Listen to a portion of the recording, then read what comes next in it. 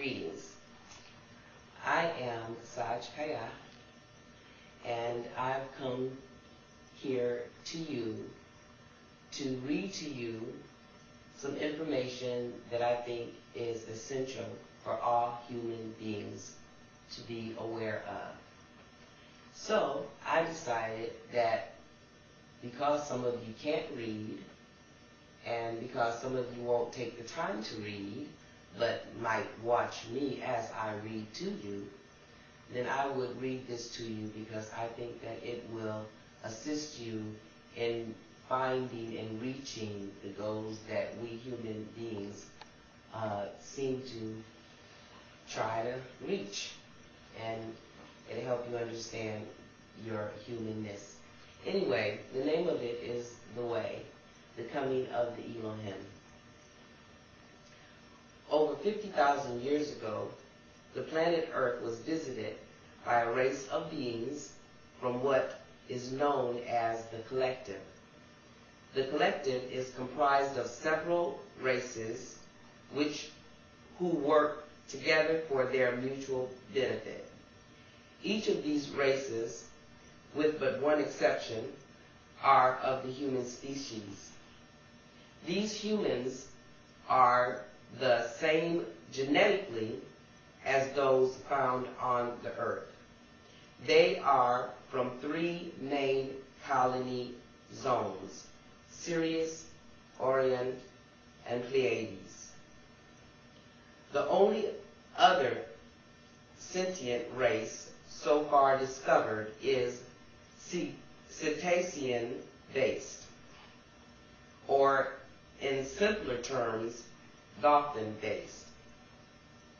Unlike dolphins on this world, the Delphonian, or grays as they are called, continued their evolution on land and have evolved into the most technologically advanced race in this region of the galaxy.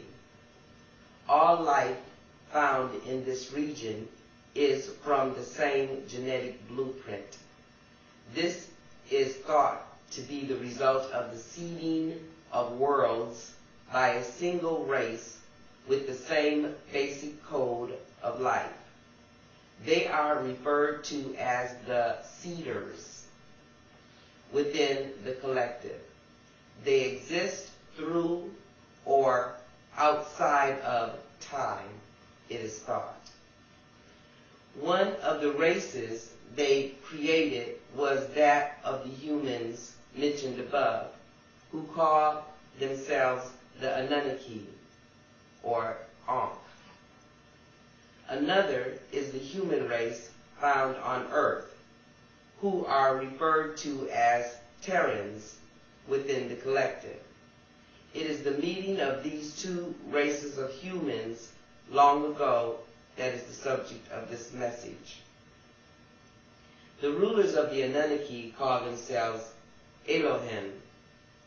They came to the earth for mining and colonization purposes. There was a revolt by Anunnaki workers over conditions and leadership. There was a brief conflict and a change in the leadership. It was the younger generation Elohim who then were in charge of the Earth Project. All of this can be found in your historical myths and legends and verified. The main source we will use is the history of the Sumerian peoples. They have left you the entire story of these events. A good book on the subject is The Treasures of Darkness by Thorgild Jacobson, ISBN 0-300-02291-3. After the revolt, an ambitious Anunnaki geneticist began to experiment on a certain member of the primate species. These animals were pre-human.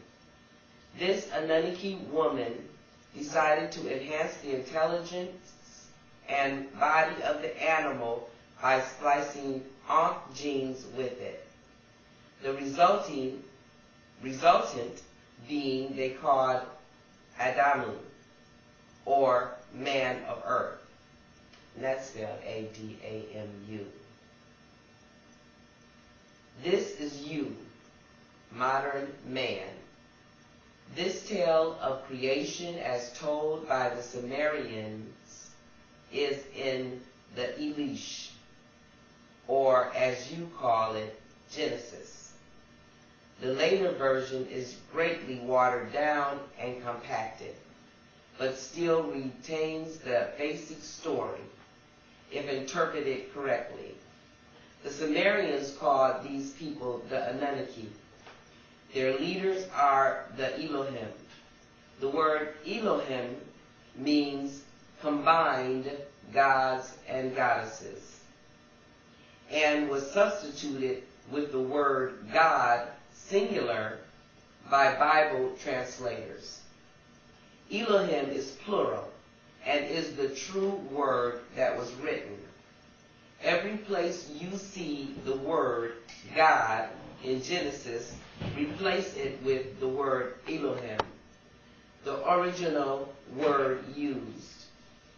This sort of word replacement was a great deception of your people. It has kept you from learning the truth. By doing this substitution, you will be able to understand Genesis, which is a copy of much older Sumerian legends. The Elohim are what the Sumerians called gods, and these are the humans who came from the collective.